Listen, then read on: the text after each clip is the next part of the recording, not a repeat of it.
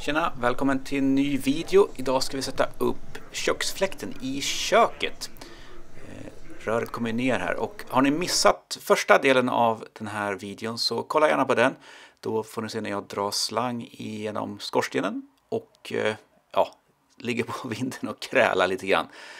Men idag är det dags att sätta i fläkten i köket. Då får man med en sån här mall där man kan se var man ska borra någonstans. Och så är det också ett streck längst ner. Här är brandstopp som vi trycker i för att inte få läckage i skorstenen. I med en plugg, skruv. Knacka i den där ordentligt så den kommer in djupt. Har ju lite bruk, 2 cm ungefär, och sen kommer teglet. Ja, här ser man att ena skruven kom lite lågt. Det får vi justera sen. Ni ser strecket i botten där. Det är där botten av fläkten kommer hamna. Så är det faktiskt första gången jag ser hur det faktiskt kommer bli. Och ser ni där nere till vänster så hänger fläkten lite för långt ner på vänsterkanten. Någon millimeter, men det löser vi sen. Ja, just det, här. Får inte in maskinen. Jag ska in med en skruv till i botten där. Så att det är lite trångt att få in skruvdragaren. Jag fick använda varenda hylsnyckelsats jag hade för att få fram 1, 2, 3, 4, 5, 6 olika delar för att få till en bra förlängare till skruvdragaren och bitsen. För att kunna dra den där sista skruven. 2 guld på mitt 5:e OS. Det känns helt overkligt. Sara Sjöström förstås. Sen är det bara in med kontakten och provköra. Och nu lämnar jag över till mig själv i videon. Ny tröja brukar betyda ny dag, och det stämmer. Jag har varit hemma några dagar och har kommit tillbaka själv den här gången. Vilket gör att det är lite lättare att filma och snacka samtidigt. Det här är ju i köket och det är lite grann av husets hjärta. Och alla vill inte riktigt vara med på video. Men vi har fått upp fläkten. Det som är kvar nu är att sätta upp den här skyddskåpan av förstås slangen då. Men den här är lite för lång, så att jag har testat att kapa den med vinkelslipen. Problemet är ju att det går varmt då, och då blir det så här ful blånad. Så nu ska jag testa och provkapa med en sticksåg med metallblad för att se om det blir bättre. Det är nämligen så att dels är den för lång, men sen också hänger taket lite grann så att det inte är helt 90 grader här uppe i kanten. Vilket gör att vi behöver kapa av den här lite grann.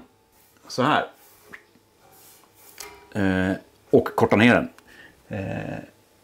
Det finns 2 stycken såna här plåtar som kommer med. Så att man ska kunna köra med teleskop.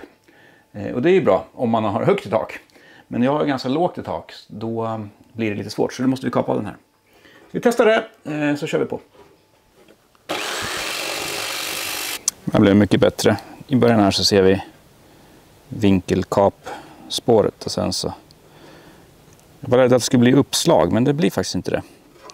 En liten filning på det där, och sen kommer vi förstås täcka det med en mjukfog i alla fall. Men vi måste kapa av lite grann så vi får upp den mot taket. Det blir toppen, nu kör vi.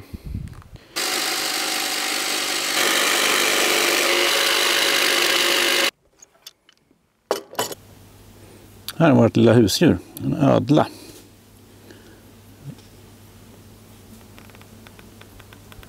Det är 2 stycken som bor här.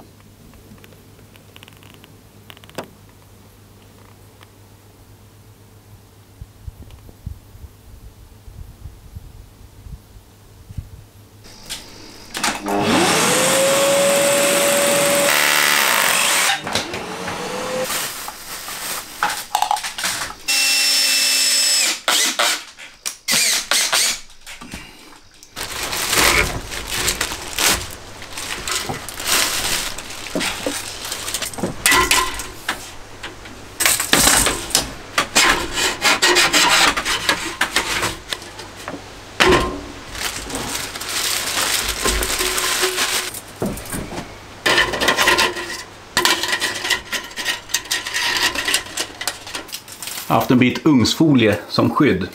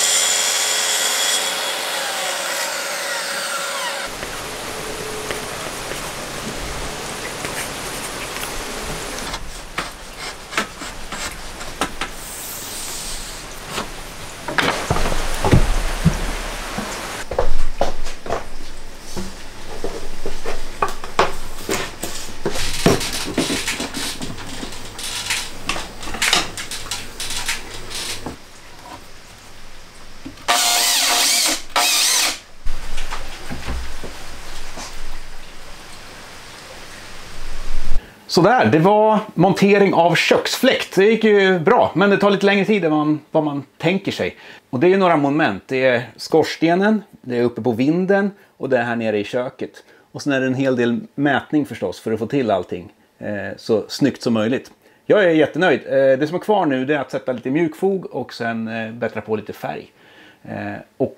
Häng med till slutet så får du hänga med på avteckningen av den här. Det brukar ju vara tillfredsställande, eller vad säger de? Satisfying. Så häng med. Och tack för att du tittade. Hej!